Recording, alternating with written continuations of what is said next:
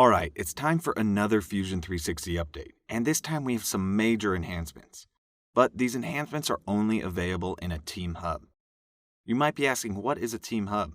A Team Hub is meant for groups of people working on designing and manufacturing a project together. To learn more about Team Hubs, make sure to click the link in the description to go to Kaching's blog. Just note, when you first create a Fusion 360 account, you are given a personal hub, which is different from a Team Hub. In order to create a Team Hub, go to the top right corner where your name is located in Fusion 360 and go to Switch Hubs. Then select Create Team Hub. This will open up a web browser where you can submit to create a new Team Hub.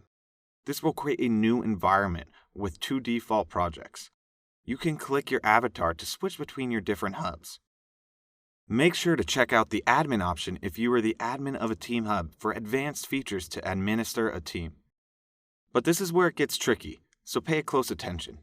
Data from your personal hub, your Team Hub, and other Team Hubs are not easily passed between each other. There are several reasons for this, but the main reason is for security of a personal and company's intellectual property. But now that you have a Team Hub, your first question will be, how do I get all my Fusion 360 data in this new Team Hub? Well, first, let's switch back over to your personal hub.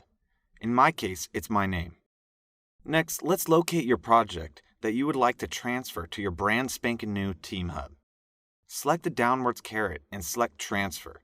Make sure to select the correct Team Hub if you belong to more than one. This transfer may take a few minutes depending on how large of a project being transferred, but once you are in Fusion 360, you could switch between your hubs by going to your name in the top right corner, similar to how we switched when we were in a web browser. Now, it's time for another major enhancement, which is only available in Team Hubs. First, notice this design we have open is in a project called V12 Engine. I want to insert a pulley from a different project. We have a project that houses our standard components like fasteners and components which are commonly used across many designs. Now we can insert this pulley into our engine design and it will be linked to the pulley from a different project. This will create a cross-project reference. This reference is just like any other external reference design in Fusion 360. Not only is this cross-project reference good for standard components, but it also allows different projects to allow access to different groups of people. For example, Aaron has access to the V12 engine project, but he is on a different team in our company that has a lower security clearance. Therefore, he does not have access to the project where the oil pan was designed. When he tries to open up the assembly with a reference that he does not have access, he will be prompted to request access. A notification will be sent to the project admin where they can grant access. Now let's move on to the next major enhancement. First, let's jump back into Fusion Team. Let's go to your avatar again, but this time we will select Desktop Connector for Fusion. This will download and install a local folder which you can have access through Finder on Mac and Windows Explorer on Windows. This is similar to a Dropbox folder, but it connects to your Fusion 360 data, and it's more intelligent to understand CAD hierarchy created from references. Desktop Connector sounds cool, but where is it useful since Fusion 360 data is in the cloud? Well, here's the good part, AnyCAD. Some other teams in our company use Inventor for their design tool. We want to integrate their air inlet design into our V12 engine. Once they save their design, they can browse for the desktop connector for Fusion 360. I usually locate the connector under the This PC directory. Once inside the desktop connector, you will first browse to the correct hub, then project, then subfolders until you locate the correct location. Once you hit save, this will upload that Inventor file into the cloud, where you can now redline, markup, comment, and even integrate that design into our Fusion 360 V12 engine. This method creates a reference to the Inventor file. This Inventor file will act just like any other geometry created in Fusion 360. In this case, we can create a joint to locate this new design. But here comes the cool part. Our other teams never stop iterating and have made a design change. They have increased the size of these holes and extended the casing. When they hit save in Inventor, this will create another version of the Inventor file. Fusion 360 will recognize the new version and throw an out-of-date flag for the design change. If the design change ever causes an error, we always have the ability to choose or promote a previous version. But it gets even better.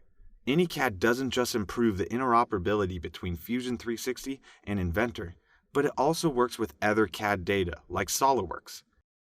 In this case, we have contracted with a third party to design a new cover. Their primary CAD tool is SOLIDWORKS. I have created a different project for our contractors so they did not have access to the rest of our proprietary CAD data. Previously, we inserted the foreign CAD data right into our engine design. But instead, this time let's choose to open this data. Notice it opened, not translated, that foreign CAD data right inside Fusion 360. We even get a feature in the timeline that references that original SOLIDWORKS file. Now features that are built in Fusion 360 will be captured after the referenced SOLIDWORKS file and will rebuild in time if a design change is made to the SOLIDWORKS data. We will add 2 holes to allow for the camshafts to rest in place. Once we hit Save, we will create a new Fusion 360 design that references the previous SOLIDWORKS data. Of course, we can now insert that design in our assembly. But we are not just limited to assembling that SOLIDWORKS file in our Fusion 360 design, but we can use other post-related processes like rendering, simulation, and even CAM as shown in this example. But now the inevitable has occurred, a design change. Our contractor could have used Desktop Connector for Fusion 360, shown previously working with Inventor, but our contractor has stopped paying their maintenance because they found Fusion 360 achieved everything they needed from design to manufacturing. So they emailed us a legacy SOLIDWORKS file before they switched over. From any browser, we can upload a new version of the SOLIDWORKS design. Don't worry, the original will still be captured in case we ever need to revert back to an old version. Once we hop back into Fusion 360, the part with the features added to it will update, as well as the assembly. But if you haven't guessed it yet, of course other related processes, as these CAM toolpaths can be regenerated without any rework to start machining out the new design changes. Currently, AnyCAD only works with Inventor and SOLIDWORKS parts, but we will be soon expanding that to other file formats. Just stay tuned. Well, that's it for this update. Make sure to check out Kaching's blog, which is linked in the description for more detailed information.